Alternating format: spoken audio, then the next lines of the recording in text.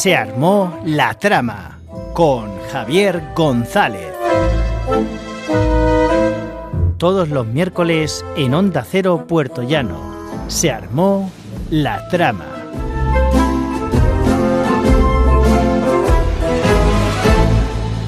Esto es Se armó la trama, aquí, en Onda Cero. Yo soy Javier González y hoy vamos a hablar de Hoz Editorial, de cómo una editorial puede construir un catálogo con personalidad de verdad, y de un lanzamiento que viene a ponerle cara, y cuernos metafóricos de momento, al fantasy de primavera. Hoy el programa huele a tinta fresca, a prestigio bien entendido y a fantasía que no pide permiso para entrar en la conversación. Hoz Editorial nació dentro del gran proyecto de Grupo Ático, fundado en 2010 con Claudia Casanova y Juan Eloy Roca a la cabeza. Desde entonces ha ido levantando una constelación de sellos y una identidad muy reconocible, con una mezcla de rigor, oficio y gusto por el libro bien hecho. En el radar de hoy tenemos a Raven Scholar, que por suerte no hemos traducido al castellano como Raven la ingeniosa o Raven la erudita, de la autora Antonia Hodgson.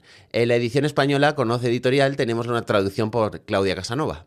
El dossier de la editorial lo presenta como un fenómeno internacional de la fantasía y el Dark Academia. Tras 24 años de reinado, el emperador Bersun abdica. 7 aspirantes compiten por el trono, aparece un octavo contendiente cuando la cosa ya iba caldeada y, antes de que el juego de poder llegue a su desenlace, uno de ellos aparece muerto. La investigación recae en Nima Kra, una erudita brillante y excéntrica que se mete en un laberinto de intrigas, ambición y fuerzas oscuras. La edición especial salió el pasado 23 de marzo y tiene unas 672 páginas. Además aparece como una edición limitada con cantos pintados. Y, si habéis tenido suerte de entrar en la preventa, hay regalitos exclusivos. Antonia Hodgson, la autora, no llega aquí por casualidad ni por capricho del algoritmo. El propio dossier la presenta como una autora y editora freelance, responsable de la serie criminal histórica de Thomas Hawkins. Su debut, The Devil in the Marshall, ganó el Historical Dagger Award y fue finalista en Trixton Crime Novel of the Year. Vive en Kent, Inglaterra, y hasta su biografía tiene algo de novela, porque la han visitado un zorro y un cuervo, y el tigre está representado por el gato pelirrojo del vecino. En otras palabras, si la autora ya venía de escribir crimen histórico con pulso y mala uva, aquí se ha ganado un fantasy con el cuchillo bien afilado. Y es que eso se nota en el libro. The Raven Scholar no solo vende una llave del castillo y un mapa bonito, vende estructura, tensión y un mundo que se sostiene solo. El propio material promocional insiste en que se trata de una primera entrega de una trilogía de The Eternal Path, o el Camino Eterno, por decirlo rápidamente en una traducción al castellano. Y la recepción previa en medios y lectorado ha sido ruidosa, con entrevistas que subrayan su mezcla de fantasía épica, competición mortal y misterio de corte fair play. Aquí la gracia no está solo en quién sube el tono, sino cómo cada aspirante va dejando ver su ambición, su violencia y su manera de mentir. Vamos, un campamento de verano con psicópatas con buenas notas. Lo que parece más interesante es que Hoz ha apostado por una novela que combina academia oscura, competición y asesinato en un momento en el que el fantasy pide algo más que espadas y resplandor. Aquí hay un mundo, sí, pero también hay lógica, política, reglas de poder y una protagonista que no entra en la historia para decorar la estantería. Y encima viene con una edición especial con los cantos pintados que a todos nos gusta, no vamos a engañarnos. Que es la forma elegante de decir, esto no solo se lee, también se exhibe. La fantasía, cuando quiere, sigue siendo un género de puro escapismo. Pero cuando funciona así, también es una máquina de hacer preguntas incómodas. Y debo añadir que yo, los que me seguís hace tiempo en redes sociales y me escucháis en la radio ya lo sabéis, no soy el mayor fan de Brandon Sanderson ni de su tipo de fantasía épica. Así que cuando me llega un tipo de fantasía distinta como es esta de Raven Scholar, me vuelco por completo en la lectura porque es exactamente mi rollo, como se diría. Un poquito más adelante os voy a hablar de lo que es todavía más mi rollo, pero antes quiero hablar en los cotilleos de tinta de la historia y la actualidad de Hoz Editorial. Y es que Hoz Editorial es desde su origen una pieza muy reconocible dentro del sistema de Grupo Ático. La historia, que han contado ya varios medios, es bastante clara. El proyecto se gestó en un ático de 50 metros cuadrados, en 2010, cuando Casanova y Roca decidieron dejar de hacer libros para otros y empezar a construir una historia propia. Vaya, el sueño de mi vida. A día de hoy el grupo se ha consolidado como un proyecto independiente con varios sellos y una línea editorial que mezcla narrativa, ensayo, fantasía, historia y formatos híbridos. Además, el propio perfil del grupo remarca la expansión internacional con oficina en Ciudad de México, que no es poca cosa para un sello que ha sabido crecer sin disfrazarse de gigante. La actualidad de Hoz en 2026 confirma que la editorial no está improvisando, y es que el 23 de enero de este mismo 2026 presentó sus novedades en Gigamés, y la crónica posterior subrayó que títulos como Entre dos fuegos y los libros de Django Drexler han funcionado absurdamente bien. mientras que el plan de la temporada venía cargado con fantasía oscura, grimdark, ciencia ficción y reediciones con empaque. Otra pieza de seguimiento que detallaba Oz, que no está solamente sacando libros, está construyendo una agenda de catálogo. Y vamos a tener lanzamientos escalonados y una apuesta muy consciente por el lector de género que busca personalidad y no fotocopias, algo muy importante en el momento en el que estamos. Y aquí la verdadera gracia de la editorial. Oz ha entendido que el lector de fantasía y terror no quiere solo más de lo mismo, sino una marca de confianza. El catálogo de 2026 combina entre dos fuegos, Raven Scholar, la biología de Django Wessler, y otros títulos que dejan claro que el tipo de conversación no quiere dominar una casa, quiere hacer fantasía adulta, quiere imaginación oscura, quiere humor con colmillo y ediciones pensadas para llamar la atención en la librería sin pedir perdón. Dicho de forma menos diplomática, Oz no está publicando libros, está montando un club con identidad. Y en un mercado donde el mundo parece vender la misma épica siempre con otro vestido, eso ya es una declaración de guerra bastante simpática en la que yo estoy dentrísimo. Vamos a las recomendaciones, y es que aquí me ha pasado un poco como con Hail Mary. La gente que me conoce me decía, léete este libro, por favor, ¿cómo no te estás leyendo este libro si es exactamente lo tuyo? Digo, y cuanto más me lo recomiendan, menos ganas tengo, pero al final, pues a la gente a la que quiero más, pues les acabo haciendo caso. En este caso me he fiado del criterio de gran FM Wild y me he leído Entre dos fuegos, Between Two Fires, de Christopher Bellman. Christopher Bellman es un autor estadounidense nacido en 1969 y la cosa no acaba en la novela.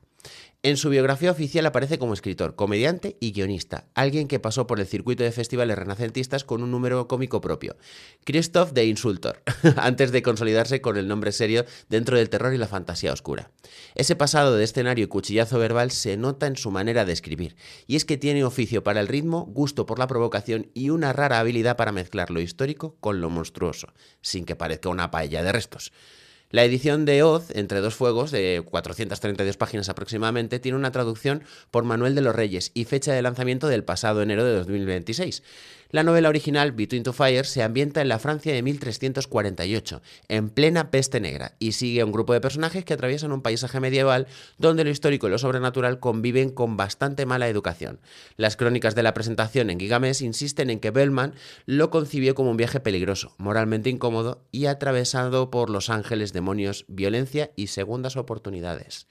No es fantasía medieval como mantel limpio, es barro, fiebre y culpa con la temperatura moral a 50 grados. Y aquí viene mi nota personal, y es que el libro te recuerda que la Edad Media no es solo ambientación, es un problema. Porque Bellman escribe como si hubiera entendido que el horror funciona mejor cuando parece demasiado una historia real. Y por eso en la novela tiene algo de pesadilla religiosa, algo de viaje de redención y bastante de mejor no abrir esa puerta, gracias y buenas tardes. Si te gustan las lecturas donde la oscuridad no está solo de adorno, sino que manda en la mesa, esta es de las que te dejan con ganas de ducharte y confesarte en el mismo orden.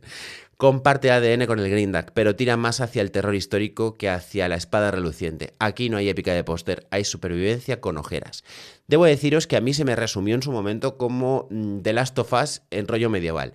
Y no es una descripción equivocada, me parece reducir mucho al absurdo un gran libro, pero no quiero destacar este libro solamente por su trama, ya que esto se llama Se armó la trama y hablamos de tramas. Pero es que me cuesta mucho encontrar libros que estén tan bien escritos. Me cuesta mucho últimamente. Sabéis que hablo un montón de libros, algunos me da más tiempo a leérmelos, otros me da menos tiempo y otros los dejo a las 50 páginas porque es imposible. Esos, no hace falta que lo diga, no entran en el programa.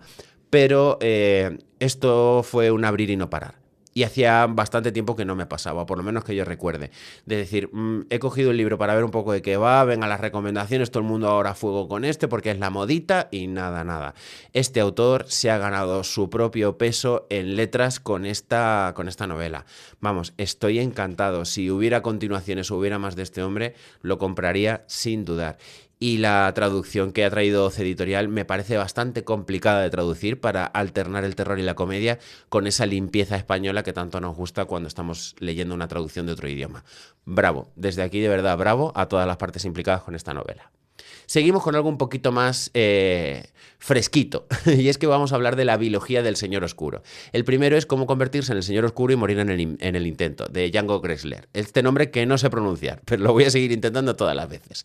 Este hombre es un autor estadounidense especializado en fantasía, con formación técnica y un pasado profesional en informática e investigación de la inteligencia artificial.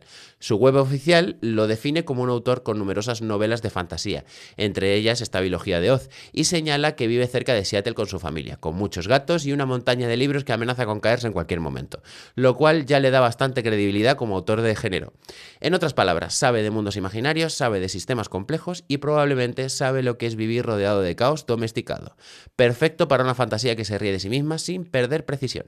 La primera entrega de la biología, Cómo convertirse en el Señor Oscuro y morir en el intento, tiene 408 páginas aproximadamente y salió en Hoz Editorial el pasado 2025. La premisa ya viene con una sonrisa torcida y es que si no puedes vencerlos, conviértete en ellos. La protagonista, Davi, vive atrapada en un bucle temporal que la obliga a repetir intentos fallidos para convertirse en Señor Oscuro una y otra vez. Esa idea le permite al autor hacer algo muy apetitoso, desmontar todos los clichés del fantasy de poder, reírse de los rituales de género y al mismo tiempo construir una historia que funciona por pura inercia narrativa. Es una novela de humor fantástico, pero con músculo y ritmo. No es un chiste largo, es una maquinaria que sabe exactamente cuándo girar el tornillo. Algo muy importante cuando estamos haciendo comedia y fantasía juntas. Mi nota, con cariño pero sin bajar el tono, es que este libro es lo que pasa cuando alguien mira El camino del héroe y dice, muy bien, ¿y si el héroe estuviera hasta las narices de todo? Tiene algo de parodia, sí, pero la parodia buena no se queda solamente en la broma. Usa la broma para dejarte ver el esqueleto del género. Y aquí el esqueleto está muy bien hecho. Si te gusta que la fantasía se ría contigo con una inteligencia, con clichés que se desmonten sin desprecio y que la protagonista no se tome demasiado en serio a los profetas, este libro te lo pasas como un enano con café. O sea, Hoz Editorial lo trabaja como una apuesta muy consciente de una línea de fantasía con mala leche. Una lectura que sabe que el poder absoluto en manos de alguien con problemas de agenda suele acabar en comedia negra. ¿Y por qué os he hablado de esta novela si es del año pasado? Pues por una sencilla razón, y es que tenemos la segunda parte ya. La segunda entrega de la biología se llama Todo el mundo quiere ser el Señor Oscuro, menos yo. Unas 336 páginas. Y según las fichas comerciales retoma la historia justo donde el juego se vuelve más incómodo. Davi por fin ha conseguido salvar el reino. Perdón por los spoilers, pero no, digamos que me estoy dejando cosas. No es tan spoiler como pudiera parecer, pero la protagonista ha conseguido algo que no quería conseguir y de paso convertirse en el Señor Oscuro. Pero ahora las hordas salvajes están bajo su mando y sigue queriendo sangre humana. La gracia es que el libro no da un volantazo para repetir la misma fórmula, sino que la complica. Es decir, sería muy fácil seguir haciendo lo mismo una y otra vez, pero hay un volantazo inesperado. Ya no se trata solo de aspirar al poder, sino de soportarlo y administrarlo, y decidir si de verdad quieres ejercerlo cuando descubres lo feo que viene en el paquete completo. La premisa sigue siendo una sátira de fantasía, pero ahora con más consecuencias y más presión sobre la protagonista. Y es que el autor además muestra aquí que la idea no es solamente un truco para una sola novela. La secuela mantiene el tono humorístico, pero amplía el tablero y le da más peso a la evolución de la protagonista, que deja de ser solo una figura en bucle para convertirse en alguien que tiene que cargar con lo que ha hecho. Es una continuación que entiende algo especial en el género. Las segundas partes no deben ser más ruidosas, sino más inteligentes, y esta lo es. El lector viene por el chiste y se queda por el ingenio. El que viene por el mundo se queda por la protagonista y el que viene por la fantasía acaba encontrándose con una reflexión bastante sabrosa sobre qué pasa cuando el mal menor se convierte en un cargo fijo. Mi nota, para cerrar un poco esta biología, es que hace fácil lo difícil, que es reírse del poder sin quedarse en la broma fácil. Esto no es un stand-up comedy, aquí no se ridiculiza la fantasía, se le pone el espejo delante y se le pregunta si de verdad quería ser tan solemne. La respuesta, por suerte, es no, y eso es lo que funciona. Si el primer libro era un chiste con escritura, el segundo es la continuidad con conciencia. No te suelta la mano, pero tampoco te mima demasiado, y eso en una saga se agradece más que un mapa desplegable. Para cerrar el programa de hoy quiero hacer una frase que me gusta mucho, que es de Antonio Machado, que se dice mucho, pero a lo mejor no nos paramos tanto a reflexionar sobre ella, que es: caminante, no hay camino, se hace camino al andar. Y con eso cerramos el programa de hoy, con una editorial que sabe muy bien dónde pisa, una novela que llega al trono, cuervo y asesinato, y dos lecturas que recuerdan que la fantasía puede dar miedo, puede dar risa y con un poco de suerte también dar un gusto tremendo.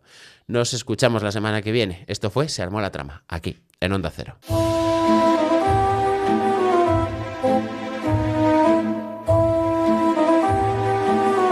Se armó la trama con Javier González. Todos los miércoles en Onda Cero Puerto Llano. Se armó La Trama.